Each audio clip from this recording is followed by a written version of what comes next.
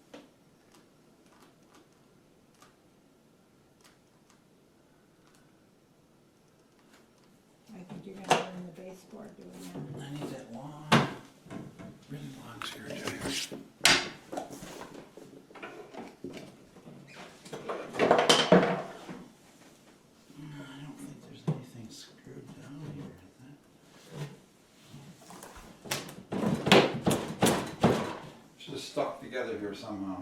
Maybe I forgot a screw.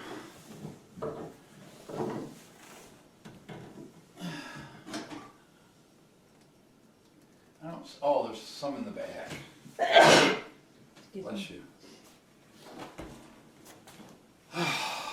All right, I just got to take a row of screws off in the back of the cabinet. All right, said cabinet is gone. Teddy's inspecting the removal. We got to clean the hole up here. Of course, we got 30 years of dust that's accumulated under there. How does that happen? It's a totally enclosed space. Oh well. Okay, so the upper and the lower cabinets are out. The wife has started peeling the plastic layers off. Then we got to come around with the steamer and steam off the soft paper with the cement that was left behind. I've pulled off all the baseboards that we need to in this area. So we're trying to decide. I think we're just going to paint that electric heater rather than removing it. I mean, we're going to have to remove it to do the wallpapering, but we're going to have to put it back before we put the wainscoting down. All the door switches and stuff got to come off. I've gone around all the door casings with my utility knife to score it so it'll peel off easy. Doorbells got to come down. Put this out here. What else? I guess we're moving right along. All the switch covers. We're going to replace everything with white. My doorbell's a little dead. It kind of goes dud-dud. Dud-dud. Where is it? Oh, out come a stink bug. He's like, ooh, I didn't like that. Yeah. All right. I'm getting this wallpaper off. I got the boss working here. You got to grab the vinyl top layer and try to peel it like a band-aid, which sometimes they come in big sheets and sometimes they're a pain in the butt because the steamer won't get steam through those plastic layers. It'll help you start the edges, I guess. So we're just trying to peel as much as we can without running the steamer yet. But when that time comes, that's what we'll do. Got this whole dang, all this stuff from ceiling to floor to come off. And then we're going to put a wainscot in here. It's going to look like batten and board. But that's just going to be painted a uniform color. So she's got most of it peeled off around over the stove and the refrigerator area. We got to do over the sink. And then we got to do the soffits. Focus. Got to do the soffits. Okay. All right. It's a long and messy job. Maybe when we get the steamer fired up, I'll show you. All right, guys. We're at the stage where we're steaming what's left of the wallpaper. We got all the plastic color coat peeled off with the aid of actually like window sticker scrapers, the single edge razor blade things. They were actually a good way to get the edge of the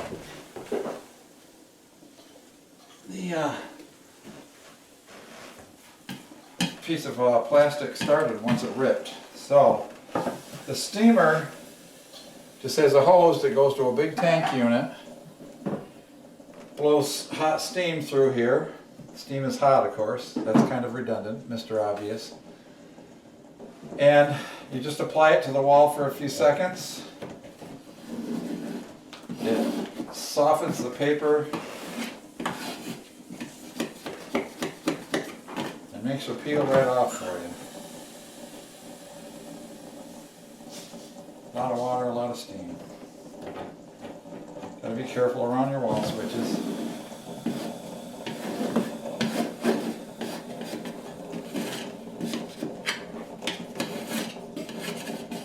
Cut down along the side of this. It looks like I did. Of course, you can remove the random stuff with It's a drippy, nasty, messy job.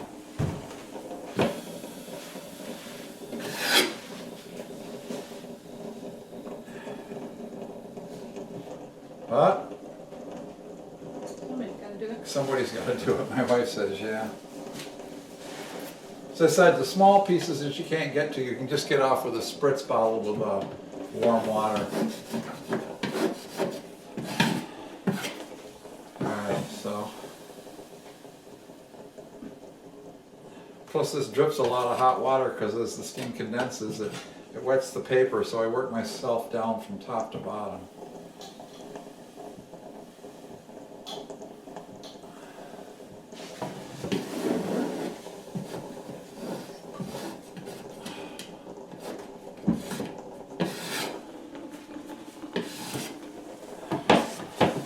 Just like Tom Sawyer. Boy, doesn't this look like fun? I'll let you have a try.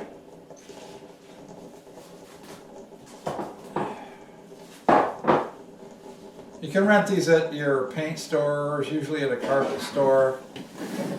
We got it from Will's, the local carpet store.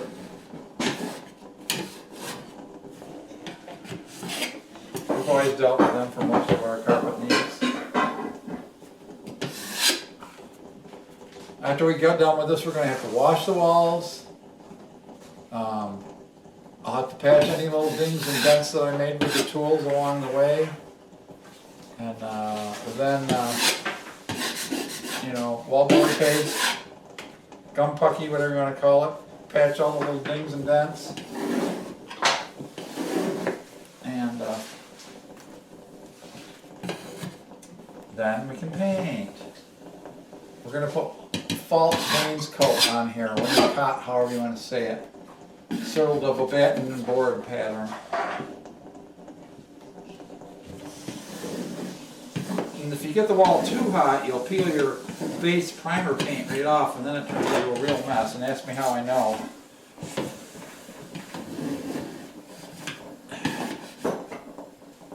Been there, done that, as they say. I had to put my baseboard heater here loose from the wall to finish this job up. And it really softens up your wallboard joints too. So you have to be careful with them. I can't get behind this heater very well.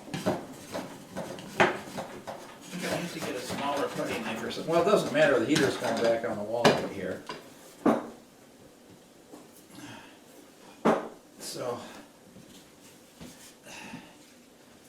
that's all loose anyway. Boys, this wallboard paste soft. So I just gouged a big gouge in it. That's how that goes. Alright guys, we're going to continue. As you can see, we've created a huge mess. Wallpaper remnants everywhere. I'm just going along the bottom here. I got to work my way from the top up. And just keep going. I guess I'll stay on this wall and continue to go up here. Alright.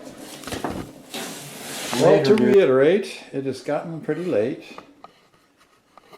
I did get most of this dining room window wall completely stripped. There's a few little spots like this that I'm going to have to just hit with a spritz because I can't get the steamer in there and around the switch. But otherwise she looks pretty good. The steamer took some of the sheetrock paste right out, so I'm going to have to sand and repatch some of these joints and stuff, unfortunately, but it is what it is. You put water and steam on the wall, it's going to screw things up.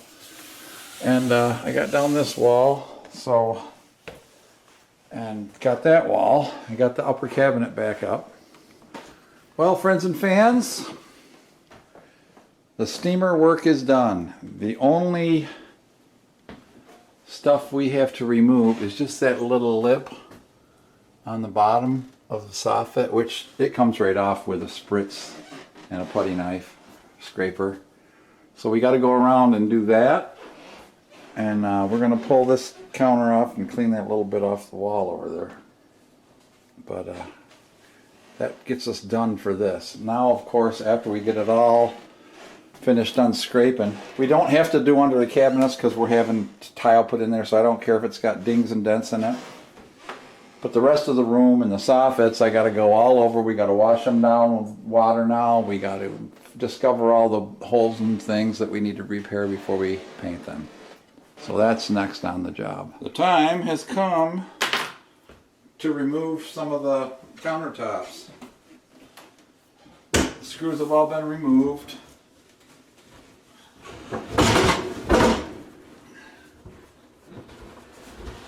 They're heavy because I built them.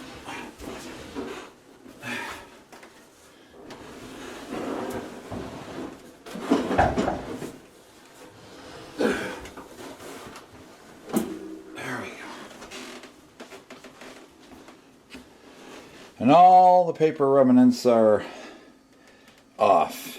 And all I'm using is I'm spritzing it with warm water. And the best tool I found was my plastic ice scraper to peel it off. Once you wet the wall, it kind of curls it right up. It's got a pretty sharp edge. You got to go at a pretty steep attack with this particular tool.